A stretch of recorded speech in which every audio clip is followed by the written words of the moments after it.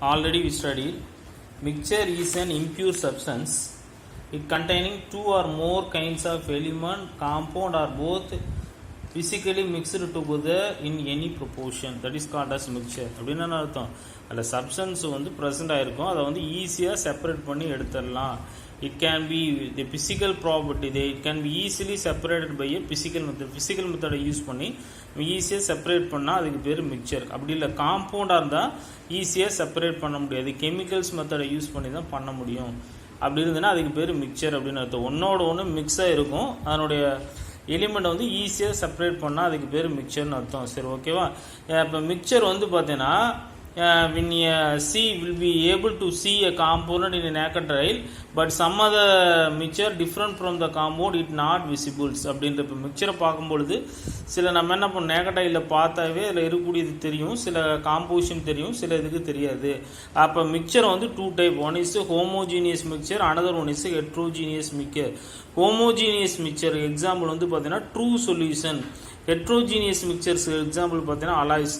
இப்போ இதில் வந்து பார்த்தீங்கன்னா ஹோமோஜீனியஸ் மிக்சர்னா இஸ் ஃபிசிக்கலி இங்கே present in a single state. இப்போ சாலிடுனா சாலிட், லிக்விட்னா லிக்விட், கேஸ்னா கேஸியஸ் ஸ்டேட்டில் மட்டும் தெரியும். அந்த மாதிரி இருந்ததுன்னா அதுக்கு பேர் ஹோமோஜீனியஸ். இப்போ ட்ரூ சொல்யூஷனுக்கு நிறைய எக்ஸாம்பிள் இருக்குது. இப்போ வந்து பார்த்தீங்கன்னா சால்ட்டை வந்து வாட்டரில் டிசால்வ் பண்ணோம்னா நம்ம பார்த்தோம்னா ஒன்லி என்ன சொல்யூஷன் லிக்விட் ஸ்டேட்டில் மட்டும்தானே தெரியும். அப்போ இருந்ததுன்னா அதுக்கு பேர் என்ன, ஹோமோஜீனியஸ்.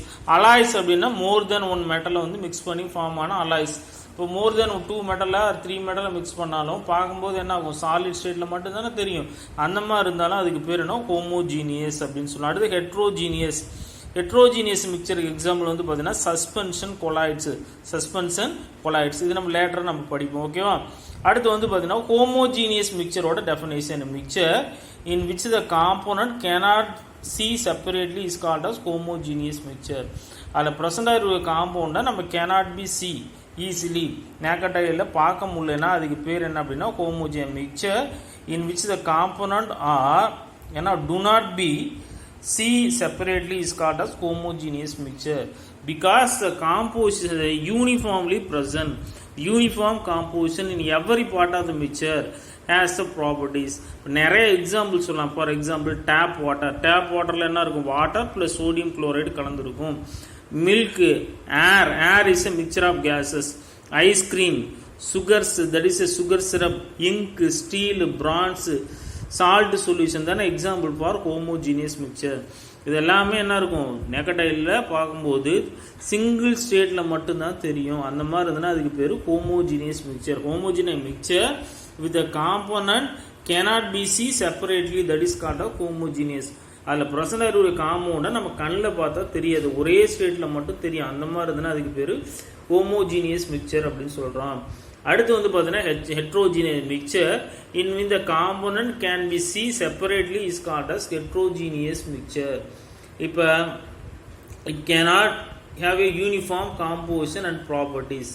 நிறைய எக்ஸாம்பிள் இருக்குது. என்ன அப்படின்னா சாயில். சாயிலில் வந்து நிறைய மிக்சர்ஸ் வந்து பிரச்சனை இருக்குது. Mixture of iodine and common salt, mixture of sugar and sand, mixture of oil and water, mixture of sulphur and iron fillings, mixture of milk and creams. இது எல்லாமே என்ன அப்படின்னா ஹோமோஜீனியஸ் மிக்சருக்கு எக்ஸாம்பிள் சொல்லலாம். இதில் பார்க்கும்போது என்ன ஸ்டேட்டில் இருக்கும், 2 ஸ்டேட்டில் வந்து தெரியும். அந்த மாதிரி இருந்ததுன்னா ஹோமோஜீனியஸ் மிக்சர். அடுத்து வந்து பார்த்தீங்கன்னா separation of homogeneous mixer.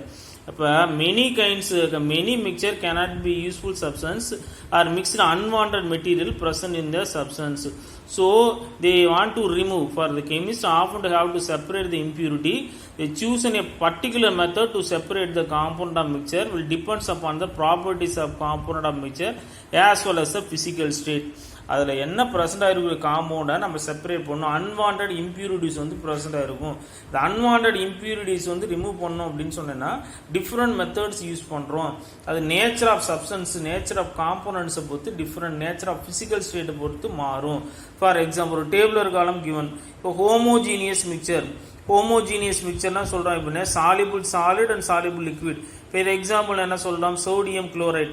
Sodium chloride வந்து பார்த்தீங்கன்னா லிக்விடு, என்ன வாட்டரில் டிசால்வ் ஆயிருக்கு. அப்போ soluble solid sodium chloride dissolve இன் லிக்விட். அப்போ சாலிபிள் சாலிட் லிக்விடு. இப்போ இந்த இருந்துன்னா என்னென்ன மெத்தடில் நம்ம செப்பரேட் பண்ணலாம் அப்படின்னா என்னென்ன மெத்தட் கொடுத்துருக்காங்க, that is evaporation method, distillation method, அடுத்து வந்து பார்த்தீங்கன்னா கிறிஸ்டலைசேஷன் மெத்தட்.